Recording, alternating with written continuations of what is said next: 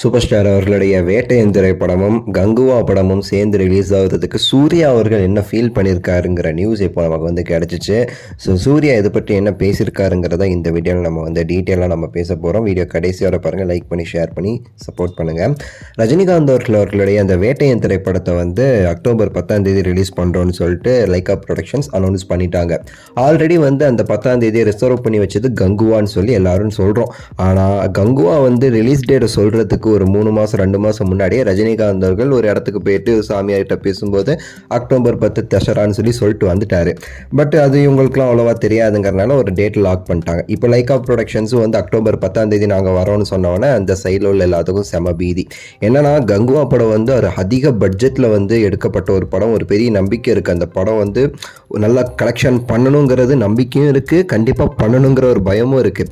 ரஜினிகாந்த் அவர்களுடைய படத்தோட போட்டிட்டோம் அப்படின்னா அது நடக்குமானா கண்டிப்பாக வந்து ஒரு 50%லேருந்து ஒரு 25%லேருந்து 50% வந்து வசூல் வந்து லாஸ் ஆக வாய்ப்பு இருக்குங்கிறனால வந்து இதை பற்றி சூர்யா அவர்கள்ட்ட வந்து நம்ம ஞானவேல் ராஜா அவர்கள் பேசியிருக்காராமா. இந்த மாதிரி ரஜினி சார் படம் வந்து வேட்டையன் வந்து ரிலீஸ் பண்ணுறாங்க அக்டோபர் 10, என்ன பண்ணலாம் அப்படிலாம் சொல்லி கேட்கும்போது சூர்யா அவர்கள் வந்து ஆல்ரெடி வந்து பல இடங்களில் சொன்னது தான். அவர் வந்து சூப்பர் ஸ்டார் அவர்கள் மேலே மிகப்பெரிய ஒரு மரியாதை வந்து வச்சுருக்காரு. அவர் கரெக்டாக ஞானவேல் ராஜாட்ட சொல்லியிருக்காரு, தலைவர் படத்தோடு சேர்த்து நம்ம படத்தை ரிலீஸ் பண்ணால் வந்து அவ்வளோ நல்லா இருக்காது, நம்ம வந்து எந்த அளவுக்கு அவர் மேலே மரியாதை வச்சுருக்கோம்னு நமக்கு தெரியும்.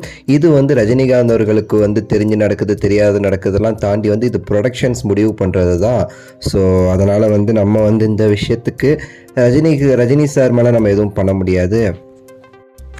ஸோ வந்து நம்ம ரஜினி சார் கூட போட்டி போகிற அளவுக்கு நம்ம வந்து அவ்வளோ பெரிய இது கிடையாது. ஸோ நம்ம ரஜினி சார் மேலே மிகப்பெரிய நம்பிக்கை வச்சுருக்கோம்.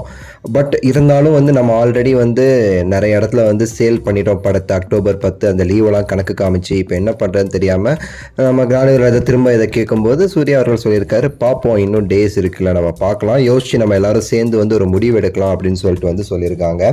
ஸோ இப்போது வந்து நிலவரப்படி வந்து கங்குவா வந்து தள்ளி போவதற்கான வாய்ப்பு இருக்குது அப்படின்னு சொல்லிட்டு வந்து சொல்கிறாங்க. பட் 50-50 சான்சஸ் தான், தள்ளி போகிறதுக்கு வாய்ப்பு இருக்குது. இல்லை ஓகே பரவாயில்ல, எல்லா இடமும் வந்து கரெக்டாக இருந்துச்சு அப்படின்னா, தியேட்டர்ஸ் எல்லாம் கிடச்சிச்சு அப்படின்னா வந்து ரிலீஸ் பண்ணிடலாம் அப்படின்னு பிளானில் இருக்காங்களாமா.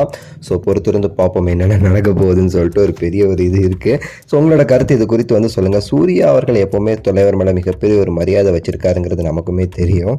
ஸோ பார்க்கலாம், சரிங்களா? ஸோ லைக் பண்ணுங்கள், ஷேர் பண்ணுங்கள், சப்ஸ்கிரைப் பண்ணி சப்போர்ட் பண்ணுங்கள். அடுத்த வீடியோவில் சந்திக்கின்றேன். நன்றி, வணக்கம், மகிழ்ச்சி.